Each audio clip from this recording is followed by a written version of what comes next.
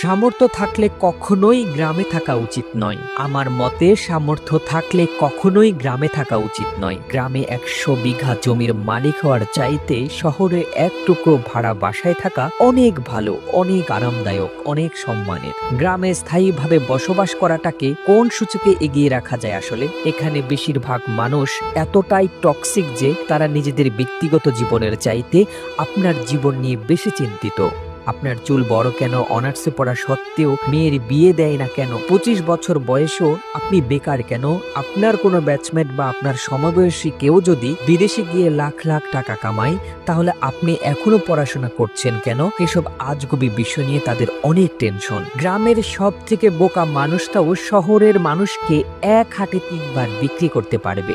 সামান্য জমি জমা নিয়ে যে কূটনৈতিক খেলা চলে গ্রামের মুরব্বীদের মাথায়, তা আন্তর্জাতিক কূটনীতিকদের মাথায়ও খেলবে না। আপনি পুকুরে যত্ন সহকারে মাছ চাষ করবেন, একদিন ঘুম থেকে উঠে দেখবেন যে সব মাছ মরে ভেসে আছে। আপনি কিছু নতুন ফল ফুলের গাছ রোপণ করেন, সকালে দেখবেন গাছের গোড়া থেকে ভেঙে রেখে গেছে। এমনকি আপনার বোনের কিংবা মেয়ের বিয়ে ঠিক করেন, সহজ সরল কেউ একজন নিজে সিএনজি ভাড়া করে যেয়ে বরপক্ষের কাছে দুর্নাম করে বিয়ে ভেঙে দিবে। মাঝে মধ্যে তারা এমন কিছু বিষয় নিয়েও চিন্তিত হয় যেসব বিষয় নিয়ে আপনার ফ্যামিলিও মাথা ঘামায় না। গ্রামের টক্সিসিটির আরো একটি বিরাট পার্ট হচ্ছে ঝগড়া। আপনি এমন কোনো বাড়ি খুঁজে পাবেন না যেখানে জায়গা জমি নিয়ে বিবাদ বা বিরোধ নেই। প্রত্যক্ষ এবং পরোক্ষভাবে এই ফ্যামিলি সেই ফ্যামিলি একজন আরেকজনের সাথে ঝগড়ায় লেগেই থাকে। 1 ইঞ্চি জায়গা জমি নিয়ে মামলা মোকদ্দমা, অশ্লীল ভাষায় গালাগালি, মাথা ফাটাফাটি চলতেই থাকে হরহামেশা। এইজন ওইজনের নামে গোপনে প্যাচ লাগিয়ে ঝগড়া বাঁধিয়ে দেওয়া, কাউকে পছন্দ না হলে তাকে নিয়ে গ্রামের জনে জনে কুৎসা রটানো করা, এমনকি বিবাহের প্রস্তাব আসলেও গোপনে প্যাচ লাগিয়ে দেওয়া যেন গ্রামের মানুষের নিত্যদিনের কাজ। গ্রামের বেশিরভাগ মানুষ এতটাই অজ্ঞ যে তারা সফটওয়্যার ইঞ্জিনিয়ার বোঝে না, ইলেকট্রিক্যাল ইঞ্জিনিয়ার বোঝে না, এমনকি MBBS ডাক্তার মানেও তারা বোঝে না। তাদের কাছে সরকারি চাকরি মানেই পুলিশ হোক সে কনস্টেবল, আর্মি হোক সে সৈনিক, পিয়ন কিংবা প্রাইমারি স্কুলের শিক্ষক, এগুলোই তাদের কাছে সরকারি চাকরির মানদণ্ড।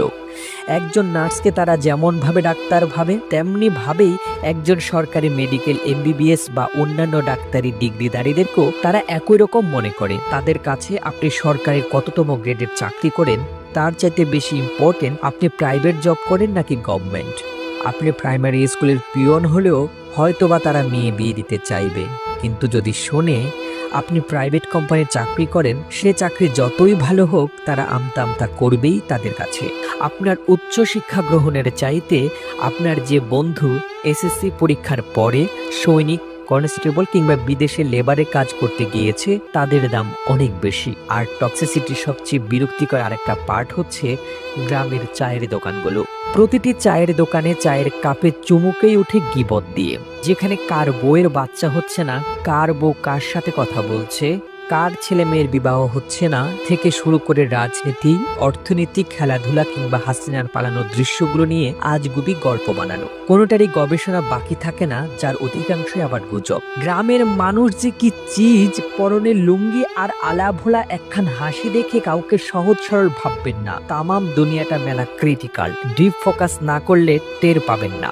এত সবের মাঝেও আপনারও গ্রামে কিছু শুভাকাঙ্ক্ষী থাকে যারা আপনাকে বোঝার চেষ্টা করে, যারা অন্যের জীবন নিয়ে এতটা আগ্রহী বা উৎসাহী নয়। তারা মানে যে উচ্চশিক্ষা গ্রহণের চাইতে বিদেশ চলে যাওয়া কিংবা কোনো কাজে লেগে পড়া কখনোই বেটার অপশন নয়।